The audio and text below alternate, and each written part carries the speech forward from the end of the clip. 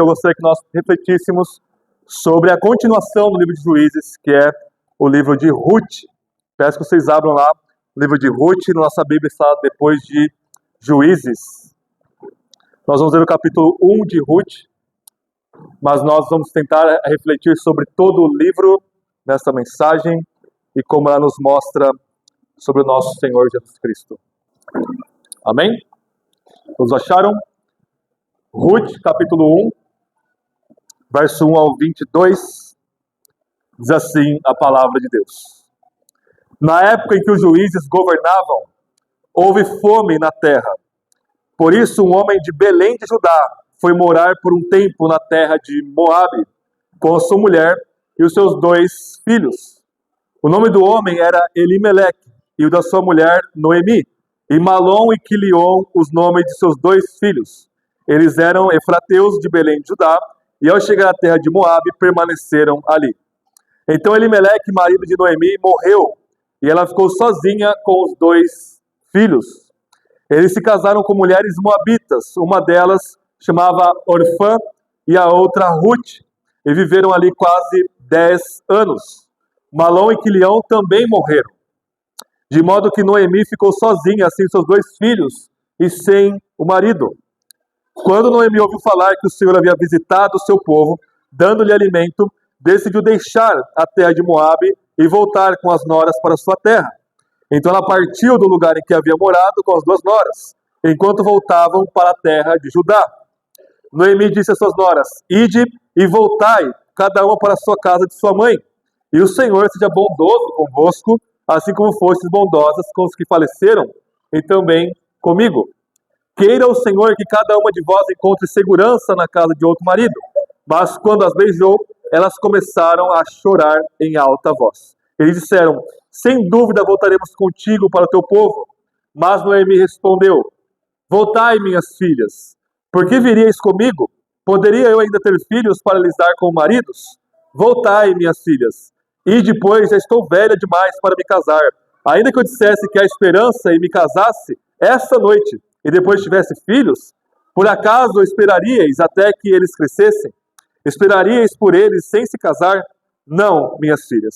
A minha amargura é maior do que a vossa, pois a mão do Senhor se voltou contra mim. Então elas começaram novamente a chorar em alta voz. E em seguida, Orfã despediu-se de sua sogra com um beijo, mas Ruth permaneceu com ela. E Noemi lhe disse: a tua concunhada está voltando para o seu povo e para os seus deuses. Volta também com ela. Mas Ruth respondeu: não insistas comigo, para que te abandones e deixe de seguir-te. Pois aonde quer que fores, irei também. Aonde quer que ficares, ali ficarei. E o teu povo será o meu povo, e o teu Deus será o meu Deus. Aonde quer que morreres, ali também morrerei e serei sepultada. Que o Senhor me castigue, se outra coisa não seja a morte me separar de ti. Quando Noemi viu que Ruth estava inteiramente decidida a ir com ela, não se opôs mais. Assim as 2 prosseguiram e chegaram a Belém.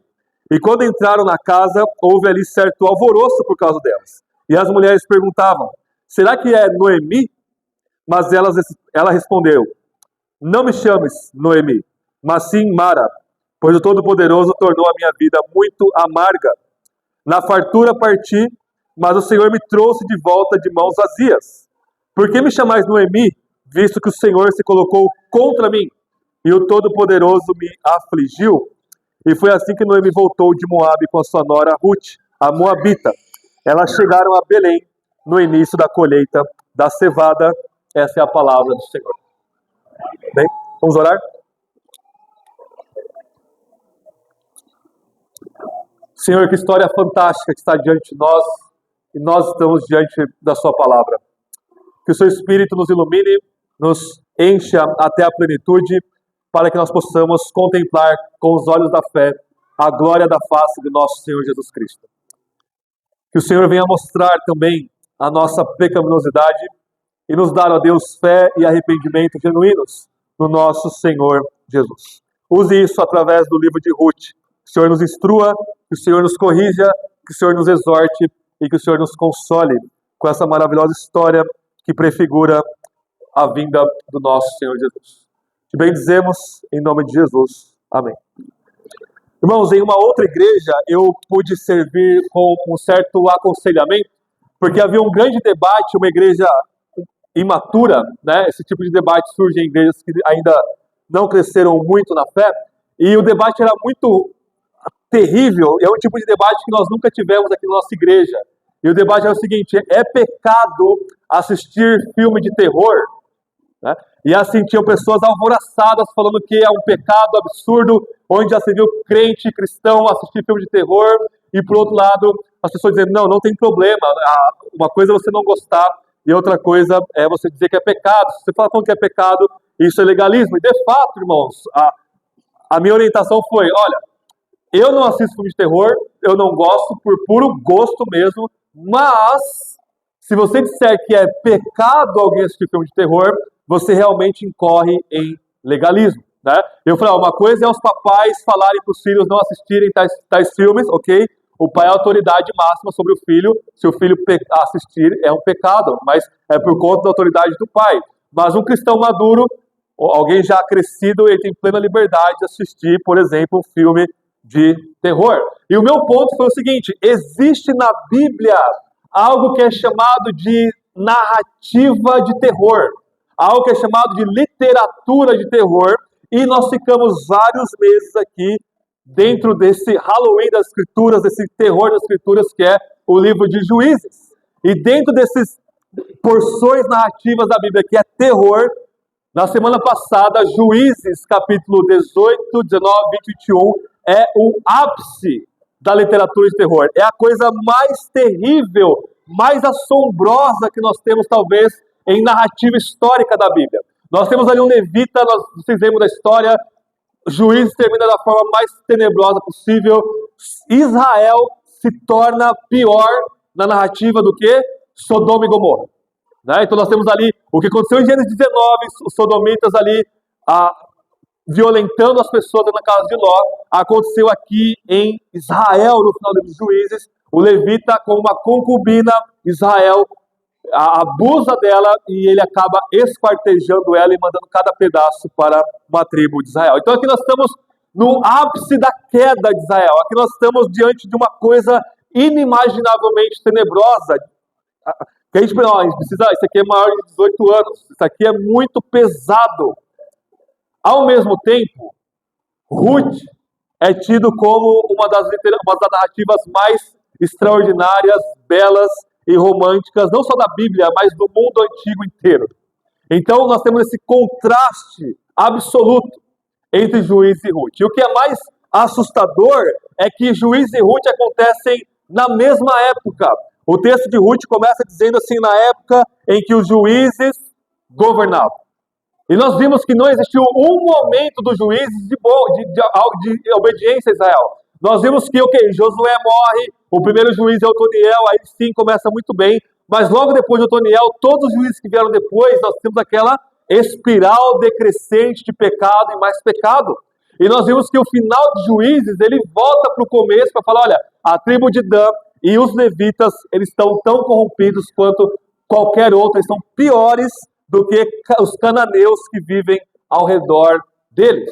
Então, em meio a esse caos, em meio a essa verdadeira idade das trevas, o que nós chamamos de Idade Média não é a Idade das Trevas, Idade das Trevas é aqui a época dos juízes. Em meio a tudo isso, nós temos um vislumbre de graça aqui no livro de Ruth. Em meio a toda essa bagunça, enquanto Juízes salienta a pecaminosidade humana tipificada em Israel e nos Juízes, Ruth, por outro lado, nos mostra a incrível graça de Deus de, em meio a tudo isso, preservar o seu povo e a sua aliança. Isso nos mostra que nunca houve e nunca haverá um momento na história, por mais tenebroso que seja, que o povo de Deus não exista e não prevaleça. O povo de Deus sempre permanece, a despeito das investidas da serpente de querer aniquilar a semente da mulher, o povo de Deus, para que o Messias não viesse depois que o Messias veio para derrotar a igreja. Jesus disse em Mateus 16, as portas do inferno não podem prevalecer contra a minha igreja. As portas do inferno é um modo judeu de dizer a morte. A morte não prevalece no livro de Juízes, apesar de que nós não temos ali nenhum vislumbre de algo bom acontecendo, apesar de Deus estar no controle de toda a história, mas em meio a esse caos, Ruth aparece como uma luz, um luminar em meio à escuridão. E o livro de Ruth, nós vamos ver 3 pontos sobre a graça de Deus aqui em Ruth. Capítulo 1, a graça de Deus em meio ao sofrimento, especialmente de Noemi. Capítulo 2, a graça de Deus em meio à fidelidade de Ruth e de Boaz. E o capítulo 3 e 4, a graça de Deus em meio à redenção que Boaz proporciona a Ruth e a Noemi. Mas vamos lá então, irmãos. Ruth, capítulo 1. Começa muito ruim a história, muito ambientada no livro de Juízes mesmo, né? A fome na terra de Deus. A fome em Belém. E o mais irônico é que Belém, em hebraico, Bet-Helem, significa casa do pão. Lehem, pão, Bet, casa. Ela morava numa cidade chamada Casa de Pão. E o pão, na época, é como o nosso arroz hoje. É quase que o nome da cidade era o nome de um restaurante ali. E havia fome na Casa do Pão. Havia fome em Belém. Né? E a fome aqui, meus irmãos e irmãs, não é uma coisa aleatória da história. É uma coisa pactual e teológica. Porque lá em Deuteronômio 28, Deus fala, olha, se vocês pecarem contra mim e quebrarem minha aliança, todas as maldições da lei vão perseguir e alcançar vocês. E uma das primeiras maldições da lei é fome. Vocês não vão ter pão, vocês vão ser malditos no trabalho, vocês vão ser malditos ao plantar, malditos ao colherem, não vai haver pão entre vocês. Então é muito claro que no meio da quebra de aliança e infidelidade da época dos juízes, Deus envia pactualmente a maldição da fome aqui no livro, na vida aqui dos belemitas, do pessoal aqui de Belém. E a ideia genial, só que não, de Elimeleque, marido de Noemi, é fugir da terra de Belém para a terra de Moab. Péssima escolha aqui. E, meus irmãos e irmãs, a gente precisa entender algo da narrativa bíblica completa aqui. O livro de Ruth, ele é fundamentado na narrativa do êxodo de Israel. Daqui a pouco eu vou mostrar isso para vocês. E a narrativa do êxodo de Israel é fundamentada, por sua vez, na narrativa da vida de Abraão. É por isso que eu pedi para o Fernando ler Gênesis 12 completo para nós. Por quê? Gênesis 12 é o que nós temos. Abraão é chamado por Deus, Deus fala que vai dar a terra prometida para ele, e Abraão, ele não está em outro lugar quando ele vai de Ur dos Caldeus, senão em Canaã. Ele sai de Ur dos Caldeus e vai para a terra prometida, ele vai para Canaã. E o que acontece em Gênesis 12? O texto fala que há fome na terra de Canaã. O que Abraão faz? Ele vai para o Egito.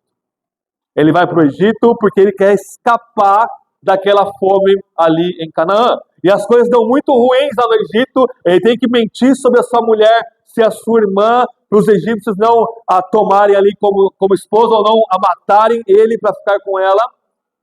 E o texto fala que Deus enviou pragas lá no Egito, que é a mesma palavra lá do Êxodo para falar das 10 pragas que Deus manda para o Egito. E aí Abraão ele tem que sair do Egito. O faraó abençoa ele e ele volta assim muito mais rico do que antes. Ele acaba despojando os egípcios sem planejar, digamos assim. Essa narrativa de Abraão, ela se repete na vida dos seus filhos, especialmente Jacó, que é Israel. Na época de Israel, José já estava lá no Egito, foi vendido lá no Egito. O que acontece? O faraó tem um sonho, 7 anos de vaca gorda, 7 anos de vaca magra, 7 anos de fartura, 7 anos de miséria. José, ele acaba tendo sabedoria de Deus para administrar o Egito, e a fome vem. A fome vem e pega onde? Canaã, que era onde Jacó estava com seus filhos. O que eles têm que fazer? Eles têm que ir para o Egito novamente. No Egito, eles ficam lá 4 séculos, são escravizados. Deus levanta Moisés e tira o seu povo do Egito. Nós temos então exílio no Egito causado pela fome na Terra Prometida, êxodo, saída do exílio como padrão que vai fundamentar toda a narrativa da Bíblia Antigo e Novo Testamento. E Ruth, ela sem saber, ela acaba dramatizando em sua família e em sua vida o padrão do êxodo de Abraão e do êxodo de Israel depois. Por quê? Eles vão para Moabe, mesma coisa que Egito, espiritualmente falando, que eles não deveriam fazer. Eles não deveriam escapar da maldição da aliança, indo para um lugar mais amaldiçoado ainda, que é Moab. Esse é o primeiro erro aqui de Noemi e de Elimeleque, né? Eles se casam, Quilion, ali o filho dela, os dois filhos Malom e Quilion se casam com moabitas, outro pecado dela. Ela não deveria permitir que os seus filhos casassem com estrangeiras. Nesse momento da narrativa, meus irmãos e irmãs, isso é pecaminoso, porque Deus deu a ordem: o meu povo não vai se casar com os pagãos.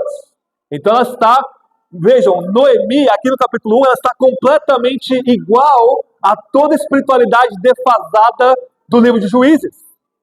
Ela quer fugir de Israel, ela dá os seus filhos para casar com outras mulheres estrangeiras, e ela acaba reclamando de tudo. E aí a maldição da lei alcança ela novamente. Morre Elimeleque, seu marido, morre seus dois filhos, Malom e Quilion. Morte é a maldição final da lei. Ela se encontra viúva, e uma viúva no mundo antigo era uma das condições mais desesperadoras de todas. Ela não vai ter o sustento dela, ela está em perigo de vida aqui, e ela faz algo ainda pior. Ela despede as suas noras. Ela vai voltar então para Belém. No verso 6, ela ouve uma notícia boa. Ela ouve que Deus visitou o seu povo, que é o mesmo verbo para falar que Deus visitou Israel lá no Egito. Opa, Deus está favorável ao povo de novo. Deus demonstra sua graça de novo. E ela quer voltar para Belém. E o que ela faz? Orfã, ou órfã, Noemi, Ruth, perdão, voltem para a casa de vocês. E a frase completa, ela fala assim: voltem para a família de vocês e voltem para os deuses de vocês. Então, em vez de Noemi ser luz para aquelas duas moças, em vez de ela ser uma testemunha da aliança, falou: não, venham comigo para Israel, lá está o Deus verdadeiro, lá está o culto verdadeiro, ela simplesmente despede essas moças. Ela tem a melhor das intenções aqui, mas ela está com a teologia dela toda torta, toda errada aqui. É para ela, como uma israelita, como uma judia, alguém de Judá, testemunhar de Yahvé para essas moças. Ela fala: voltem para os deuses de vocês. Basicamente, vão para o inferno, espiritualmente falando. Porque voltar para os deuses delas é voltar para a idolatria e voltar para a condenação. E ela não estava nem aí para isso. Noemi, na narrativa aqui, ela comete todos os erros possíveis. E ela começa a falar no verso 13, ela começa a se comiserar no verso 13. Ela fala assim: não, minhas filhas, lá no final do verso, a minha amargura é maior do que a vossa, pois a mão do Senhor se voltou contra mim. Ela já começa a acusar Deus aqui. Ou seja, em meio ao sofrimento de não ter comida, não ter marido, não ter filhos, qual que é a dedução dela? Deus está contra mim. E a minha amargura é maior do que todos. Ela está completamente olhando para a realidade, centrada nela mesma. Ela é uma típica israelita da época dos juízes, com a teologia dela toda errada e não baseada na palavra de Deus. Ruth, num ato de fé absurdo, que só pode ser explicado pela graça de Deus na vida dela, ela decide ficar com Noemi. E ficar com Noemi, ficar com a sua sogra, envolve o que ela vai falar no final do verso 16. Ela vai dizer no final do verso 16: Noemi, o teu povo vai ser o meu povo, e o seu Deus vai ser o meu Deus. E vejam, no mundo antigo, povo e família estava muito conectado à religião, não tinha como divorciar uma coisa da outra, a não ser Israel que se desviava. Mas no momento que Ruth fala: eu vou ficar com Noemi, ela está dizendo: eu rejeito todos os deuses moabitas, eu rejeito Quemos, o grande rei dos moabitas, e agora eu rejeito o meu povo de Moabe também. E eu estou agora me identificando com Israel. Noemi, o seu povo é o meu povo. Não somente isso, o seu Deus agora é o meu Deus. Essa frase de Ruth é uma frase pactual. todas as alianças da Bíblia, Deus fala, vocês serão o meu povo e eu serei o vosso Deus. É uma frase pactual. Quando Ruth fala isso, ela está dizendo, olha, eu entrei agora numa aliança com Yahvé. E eu agora faço parte do povo desse Deus que é o único Deus verdadeiro. Num ato de graça de Deus na vida de Ruth, ela se converte aqui ao Deus de Israel e ela permanece com Noemi. Permanecer com Noemi significa quase assinar a sentença de morte. Não há nenhuma garantia em Belém. Noemi ouviu, ok, Deus voltou a visitar o seu povo, mas da miséria total que estava em Belém, as coisas não melhoraram muito. Simplesmente começou a ter um pouquinho de comida lá agora.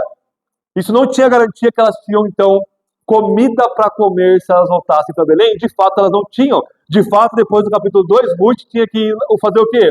Pegar espigas de milho, como se fosse uma mendiga mesmo, como se fosse alguém que não tem nada, para poder comer o quê? Milho. Por mais gostoso que o milho seja, não é uma refeição, não é pão. A casa do pão, Belém, tinha apenas espigas de milho ali naquele momento histórico, e ela decidiu, eu vou ficar com a minha sogra, com Noemi, para isso. Quando elas voltam, Noemi começa a abrir a boca de novo. E aqui está o problema. Verso 20 do capítulo 1, Noemi ela fala assim, mas ela lhes respondeu, não me chamem Noemi. Noemi em hebraico significa agradável, né? Uma pessoa agradável de se conviver, né? Ela fala, me chamem de Mara. Mará em hebraico significa amargura ou amarga. Então ela vai de doce para amargo. Ok, minha mãe me batizou de Noemi, eu não estou vivendo uma vida doce, eu não estou vivendo uma vida agradável, me chamem de Mara. Por que me chamem de Mara? Ela vai dizer, porque o Todo-Poderoso, vejam, ela usa o título El Shaddai. Quem que usa El Shaddai antes dela? Somente Abraão. O Deus Todo-Poderoso me tirou aqui da minha terra e me levou para a terra prometida. O El Shaddai, o Todo-Poderoso, fez o quê? Tornou a minha vida muito amarga. E olha o que ela diz no verso 21. Olha que mentira. Verso 21. Ela fala, na fartura eu parti, mas o Senhor me trouxe de volta de mãos vazias.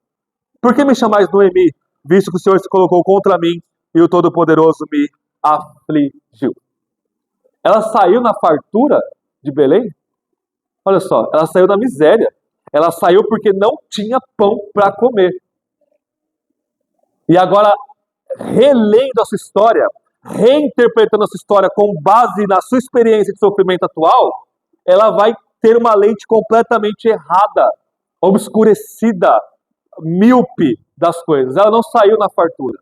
E ela não deveria ter saído coisa nenhuma para comer de conversa.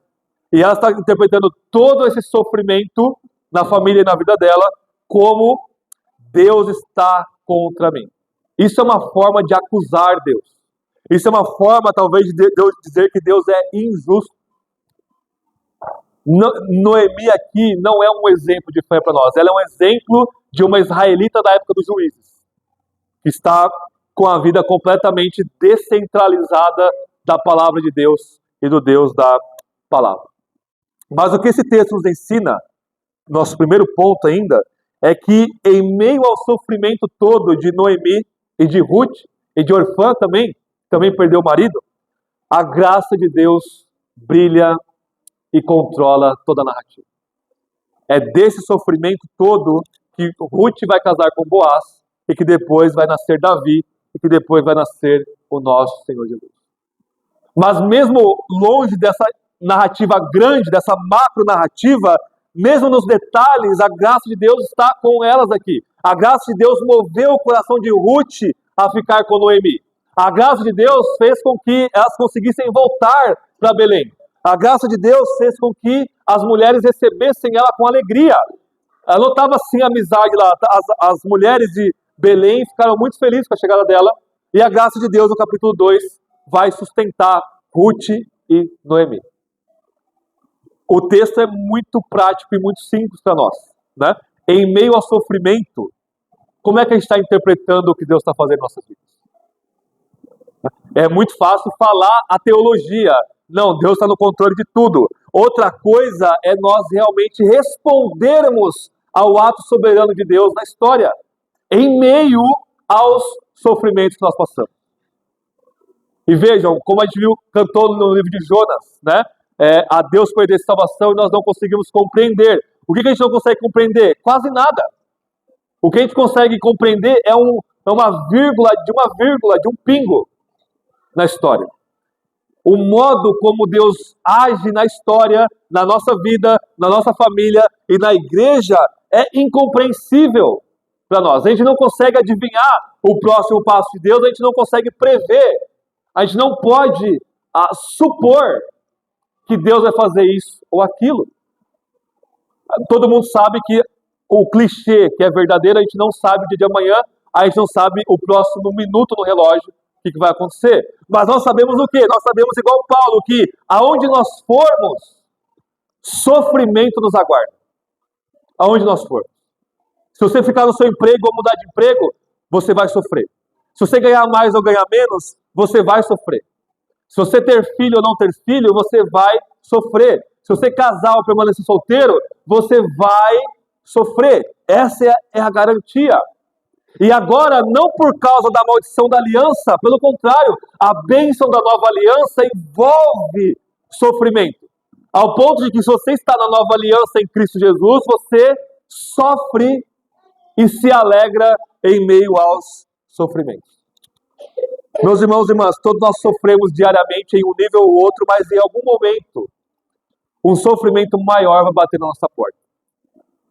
E se você está como Noemi, perdida na Bíblia, teologicamente rasa, você está fraco, teologicamente fraco, tanto você homem como você mulher. Teologia fraca produz, diria John Piper, produz homens fracos. E teologia fraca produz mulheres fracas. Fracas no sentido ruim da coisa. Noemi está perdida, ela não sabe o que está acontecendo. O sofrimento bateu na porta dela aqui, levou Elimeleque, o marido amado dela, levou seus 2 únicos filhos. Belém não está muito melhor, tem agora só um pingo de comida lá para comer, melhorou só um pouco, e ela não está sabendo ler a história, ela não está sabendo discernir o movimento de Deus. Ela não é, por exemplo, como Jó. Jó sofreu muito mais que Noemi, não perdeu 2, mas 10 filhos, por exemplo. Perdeu a casa, perdeu sua riqueza, perdeu sua saúde. O que Jó fez? Nu eu vim do ventre da minha mãe, nu eu vou voltar para lá. O Senhor deu, o Senhor tomou, bendito seja o nome do Senhor. A mulher dele amaldiçoa teu Deus e morre. Você fala como qualquer louca. Eu recebi o bem de Deus, eu não vou receber também o mal do Senhor. Pelo menos ali naquele primeiro momento de sofrimento, Jó permanece firme, porque Jó conhecia o Deus que ele cria. Depois ele vai conhecer ainda mais. Mas, irmãos e irmãs, Ruth nos ensina no capítulo 1 que a graça de Deus, ela está no sofrimento. No sofrimento.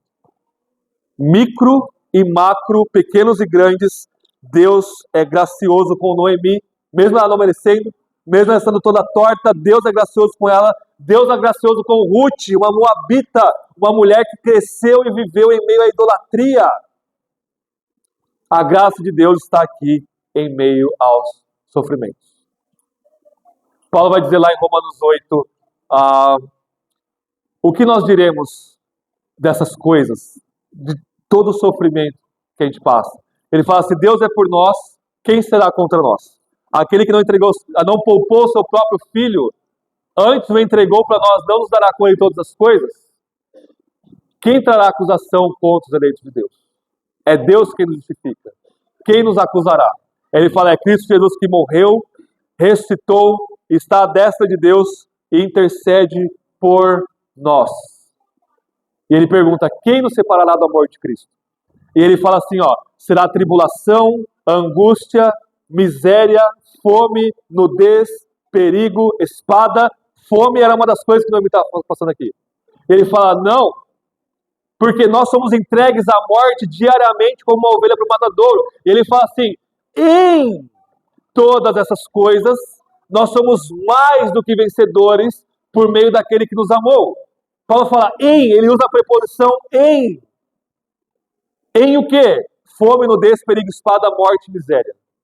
É dentro dessas coisas, nesse ambiente, nesse lugar de sofrimento, que nós somos mais do que vencedores. Não é fora, não é você estar dentro do sofrimento e sair, opa, eu sou mais do que vencedor por isso, como diz as narrativas do evangelho do diabo, da prosperidade. Não, é dentro dessas coisas.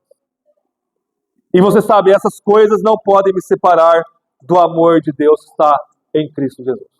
Então a graça de Deus se mostra em meio ao sofrimento na vida de Noemi e de Ruth e de Israel, no caso aqui todo. Capítulo 2, segundo ponto nosso aqui, e talvez um pouco mais curto do que o primeiro, a graça de Deus se mostra em meio à fidelidade de duas pessoas, num romance maravilhoso, Ruth e Boaz. Então Ruth, ela começa a pegar espigas, a lei fala, olha, se você está colhendo espigas ali no seu campo, e tiver pessoas passando fome, mendigos mesmo, né, você vai deixar cair algumas espigas ali, para que aquela pessoa trabalhe, ela não está lá balançando na rede, você vai lá bonitão e dá uma marmita para ela. Não, ela vai trabalhar, mas ela vai pegar essas espigas e você não vai cobrar dela. Ela vai comer aquela espiga para não morrer de fome. Uma graça de Deus na lei que ele deu para Israel, para que não haja mortos de fome em Israel, basicamente. Né? E ela começa a trabalhar, ela acorda bem cedo e Ruth vai pegar espigas. Ela se coloca nessa condição de mendiga mesmo, sem o menor problema. Ela não tem nenhuma crise aqui. Ela vai trabalhar. E vejam só, no capítulo 3, lá no verso 11, adiantando um pouquinho no capítulo 3, vejam comigo, capítulo 3, verso 11, aqui de Ruth.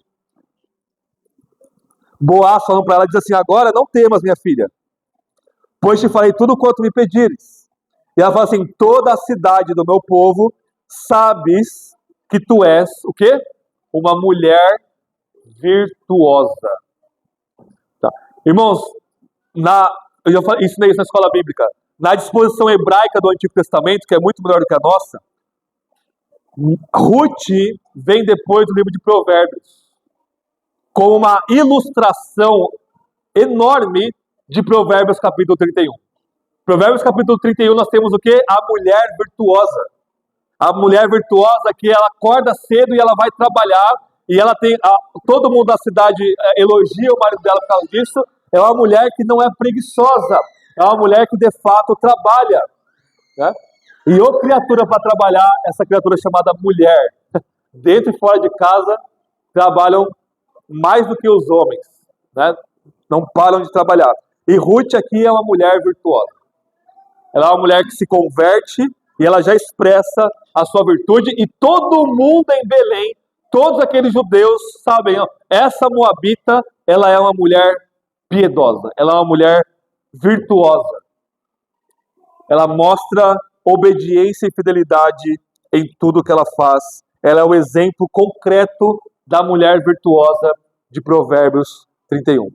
Então ela pega espigas, Boaz fica sabendo dela, no verso 8 Boaz vai falar com ela, e aí no verso 10 ela fala assim, então ela se inclinou, prostrou-se com o rosto em terra e lhe perguntou, por que achei favor aos teus olhos, para que te importes comigo uma estrangeira? Esse porquê que eu achei favor é porque eu achei graça, Boaz, diante de ti. E Boaz vai falar, eu soube o que você fez com a sua sogra, você permaneceu com ela. Ou seja, o texto vincula graça e fidelidade. Nós somos infiéis, Ruth era infiel, Deus converte ela, o que acontece? Fidelidade a Deus. Obediência e cada vez mais graça é dispensado aqui na vida dela. Boaz, por que você achei favor aos seus olhos, Boaz? Porque eu sei da sua fidelidade, Ruth. Eu sei o que você fez. E aí no verso 12 ele fala assim, que o Senhor recompense o que fizeste, e que receba as grandes recompensas do Senhor, Deus de Israel, sob cujas asas vieste buscar abrigo. Essa expressão que Ruth veio buscar abrigo, as asas de Yahvé, vem lá de Deuteronômio. Deuteronômio fala que quando Deus estava no deserto com Israel, e ele ficava na coluna de nuvem de dia, na coluna de fogo à noite, o texto fala que Deus era como uma águia, e Israel estava debaixo das asas de Deus. Isso significa que Israel estava debaixo da proteção pactual de Yahvé. E Boaz está dizendo, Ruth, você é uma israelita agora. Você está debaixo das asas de Yahvé, exatamente como Israel estava lá no começo da sua história no deserto. Ele concede trabalho a ela, ele permite que ela continue pegando espigas e dá cada vez mais espigas para ela comer. Ela volta cheia de comida para Noemi e Noemi pergunta, o que aconteceu? Né? E ela explica tudo. Boaz, ele permitiu que eu ficasse no campo dele. Ele fala assim, não vá para outros campos, porque pode ser que o pessoal não seja bondoso com você. Fique aqui somente no meu campo, e aqui no meu campo você vai ter todo o suprimento de comida que você e Noemi precisam. Então vejam, a graça de Deus, ela se mostra na fidelidade do povo de Deus. Então, se você é fiel a Deus, é porque a graça de Deus está trabalhando poderosamente na sua vida. E eu quero que vocês reparem que não é em atos enormes e heróicos de fidelidade. Não é isso que Deus está falando. Nós estamos diante de atos micros, pequeninos de fidelidade, atos cotidianos de fidelidade. Ruth vai trabalhar de manhã, de madrugada. Antes do sol nascer, ela está lá pegando espigas.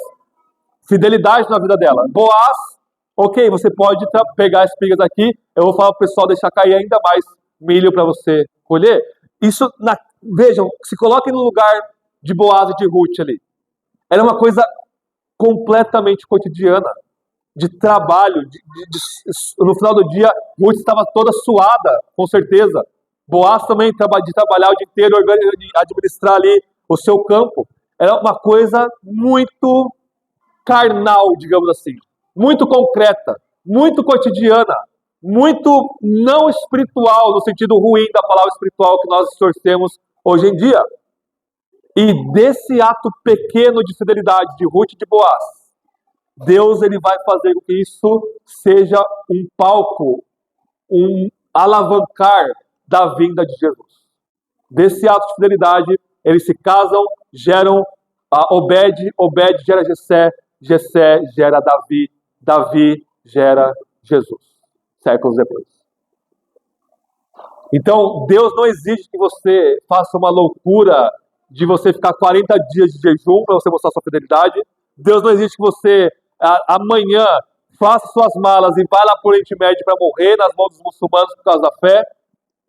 Talvez você faça isso. Talvez Deus chame alguém para fazer uma coisa dessa. Mas, ordinariamente falando, comumente falando, Deus ele exige de nós atos de obediência cotidiana. É através da sua fidelidade, que parece muito pouco, parece muito fraca, parece muito cotidiana, parece muito mundana, que Deus vai operar na sua vida e na sua família. É do ato simples de você reunir a sua família e ler o texto bíblico, orar e cantar um louvor a Deus, que Cristo vai ser formado no coração do seu filho e da sua filha. Uma coisa, nossa, hoje eu estou muito cansado, hoje eu estou nervoso, hoje eu não estou afim de fazer o culto, mas eu vou fazer. Ok, independente da porcaria do seu sentimento que muda o tempo todo, igual o meu, você se mantém fiel. E Deus, em Ruth 2, nos ensina que Ele usa pequenos atos de fidelidade para trazer Cristo ao mundo e na vida das pessoas. Fidelidade demonstra a graça de Deus para nós. E em terceiro e último lugar, capítulo 3 e 4, nós temos uma situação icônica aqui do casamento de Ruth com Boaz, não é? E para ela casar, Noemi teve um plano miraculoso, né? Ela falou, olha, vai até Boaz quando ele estiver dormindo, deita no pé dele e fica lá, e vê o que acontece. Aí ela vai, faz igual a sua sogra falou, muito arriscada ela fazer uma coisa dessa, ela não vai lá para fornicar, Boaz não abusa dela, tá? Ela deita no pé dele, quando ele acorda no meio da noite, ele toma um susto, fala, quem que tá aí?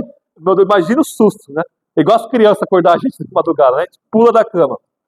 Ela fala, sou eu, a sua serva, Ruth, né? E ela fala assim, casa comigo. Casa comigo. E Boaz fala, olha, eu vou fazer, cumprir isso que você quer, mas antes tem um outro resgatador, porque assim, a lei de Israel era se você morresse, alguém da sua família tinha que casar com a sua esposa para manter nome, né, na família. Né? Só que tem um parente antes dele, e ele vai falar, olha, se você não quiser, então eu vou assumir Ruth aqui. Mas reparem que Ruth, ela toma a iniciativa de casar. Então, essa história romântica de que toda iniciativa tem que ser do homem, não é bíblica. Então, irmãs solteiras, se vocês querem casar, fique esperando o homem cair do céu, que vocês vão casar mesmo. Vocês sabem como o homem é enrolado. Não tem problema a mulher tomar a iniciativa aqui. É uma aplicação bem prática. Né? Essa coisa do homem chegar primeiro todas as vezes é coisa do romantismo do século XIX. Quem dera que os homens tivessem iniciativa assim, mas não tem, né? Então ela fala, casa comigo, miserável, eu vou casar com você. É cômico mesmo, a narrativa é engraçada mesmo, e é bela, é muito bela. Né?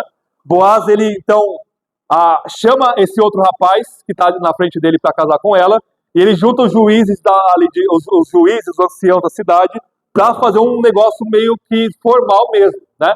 E ele fala, olha, fulano, você quer assumir a propriedade de Elimeleque, Noemi? Você é o primeiro da fila. Ele fala assim, eu quero assumir as propriedades de Elimeleque. Ele fala, então, mas para isso você vai ter que casar com Ruth. Aí ele fala, opa, não quero casar com essa mulher não. Não queria casar com Ruth por algum motivo, né?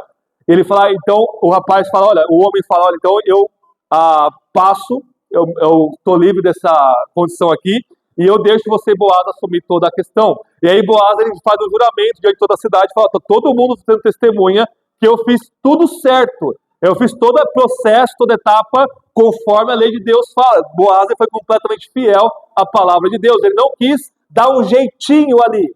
Ele não quis, não, deixa eu matar esse cara aqui, vamos esconder dele. Não, está todo mundo muito claro, absoluta honestidade, absoluta verdade da parte de Boaz, e Deus, ele conduz todas as coisas aqui.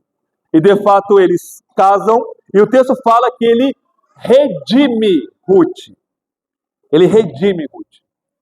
Ela estava numa condição miserável, e ele vai pagar ali alguma coisa para ele conseguir redimir ela e assumi-la. Ele redime Ruth da condição de viúva que ela estava. E não tem como nós não olharmos para isso e ver Boaz é um tipo de Cristo Jesus.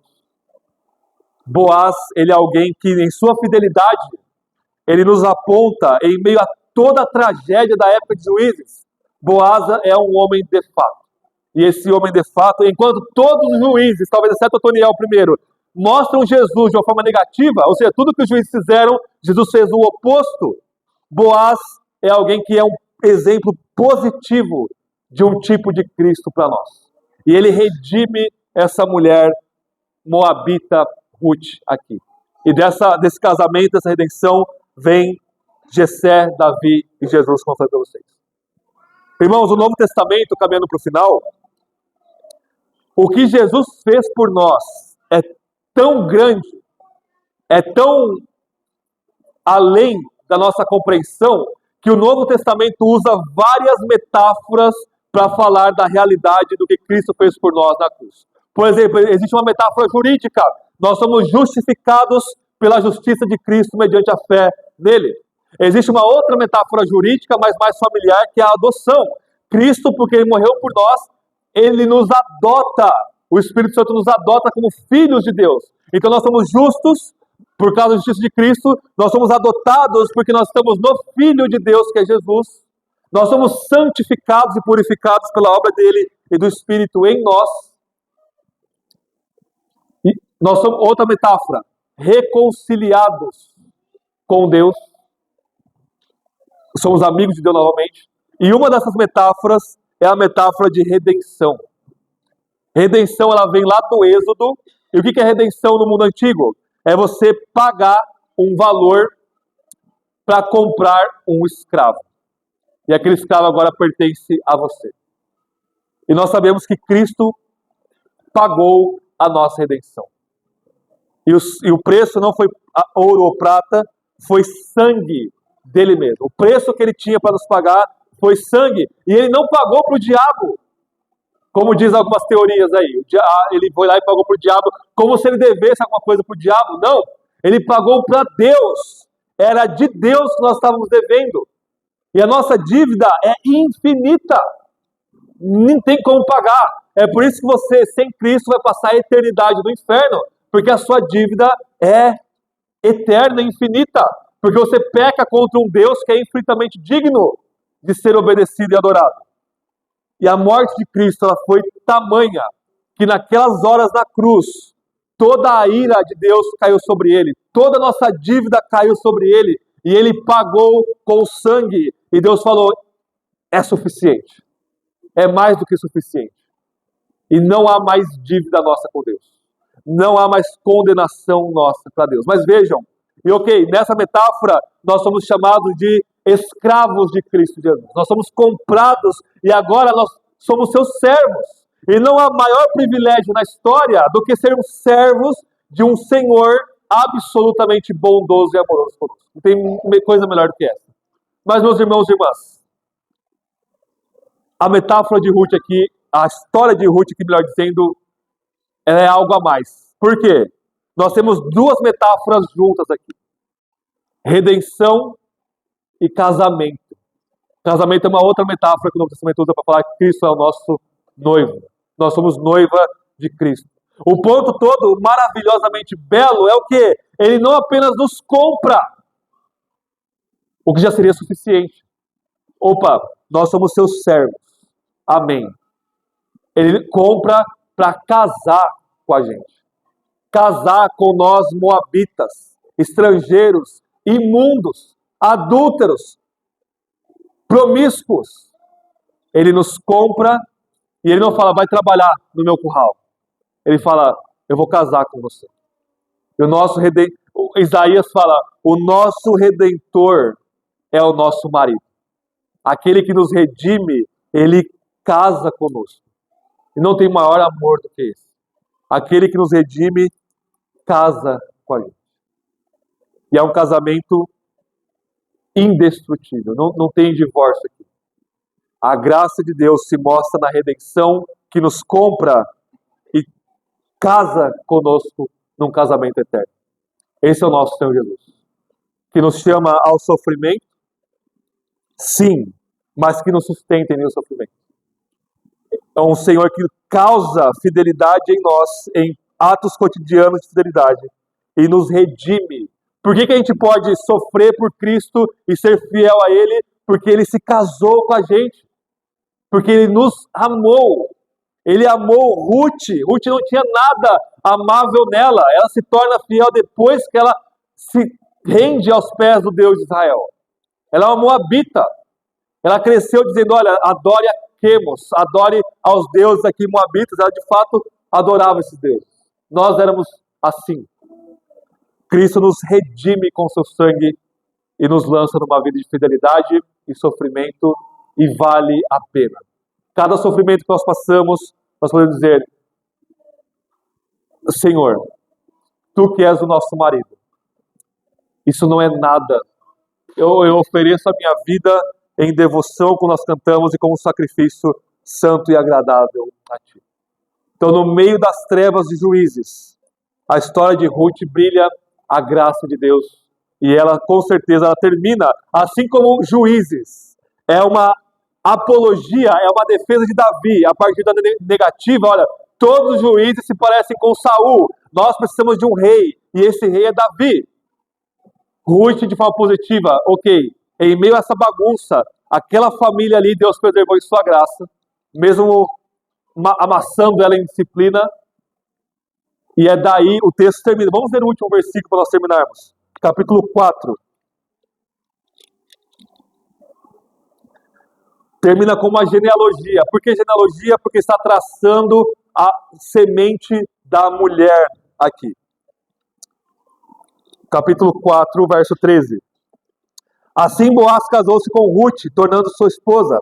Ele a conheceu intimamente e o Senhor permitiu que ela engravidasse. E ela deu à luz a um filho. Então as mulheres disseram a Noemi: bendito seja o Senhor, que hoje não te deixou sem resgatador, que o seu nome se torne famoso em Israel.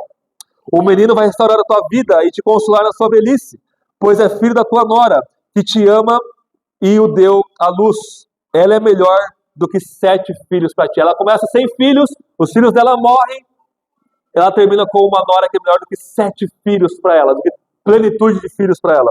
Verso 16, Noemi pegou o menino, colocou-o no colo e passou a cuidar dele. Noemi é redimida aqui também. E as vizinhas lhe deram um nome dizendo, a Noemi nasceu um filho, e chamaram o menino de Obed. Este é o pai de Jessé, pai de Davi. Essas são as gerações de Pérez. Pérez lá da tribo de Judá. Pérez gerou Esrom. Esrom gerou Rão. Rão gerou Aminadab. Aminadab gerou Nazon. Nasson gerou Salmão. Salmão gerou Boaz. Boaz gerou Obed. Obed gerou Jessé. Jessé gerou Davi. Davi gerou Jesus. A graça de Deus em toda a história para nos trazer o nosso novo Boaz, nosso Senhor Jesus. Amém? Vamos orar?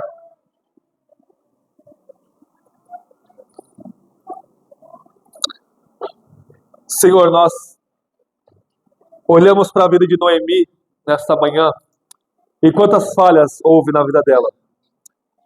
E nós somos muito piores do que ela em muitos momentos. Nós temos essa tendência maligna de culparmos ao Senhor quando nós não estamos entendendo as coisas. Temos essa tendência de exagerar a nossa amargura como o Senhor contra nós. O Senhor não é contra nós por causa de Cristo, mas nele o Senhor é a favor de nós, mesmo em meio a todo sofrimento. Que a sua graça, que nos salva, nos torne cada vez mais fiéis ao Senhor. Se com ele sofremos, com ele também reinaremos. Se somos infiéis, o Senhor permanece fiel. Dá-nos arrependimento e fé, ó Senhor. E que, assim como tudo na sua palavra é sobre Cristo, mesmo em meio a uma família num contexto de caos, em meio à incredulidade, em meio a casamentos mistos, em meio à desobediência, o Senhor sustentou e controlou todas as coisas. Nós venhamos a nos submeter à sua soberania, que nos leva sempre ao Cristo crucificado, ao levarmos nossa cruz, seguindo Ele, rumo à nova Jerusalém, à nova Canaã, aos novos céus e nova terra. Faça-nos fiéis, ó Deus. Usa a nossa fidelidade, que é a obra do Senhor em nós, para formar Cristo nas pessoas ao nosso redor, e que nós venhamos a celebrar a redenção que nós temos nele, no seu Filho. Se toda a sua palavra é sobre ele, se todo o seu prazer está nele, que a nossa vida toda seja para ele também. Para o seu Filho, para o nosso Senhor, nosso Boaz, nosso resgatador. No nome dele, no nome de Jesus nós oramos. Amém.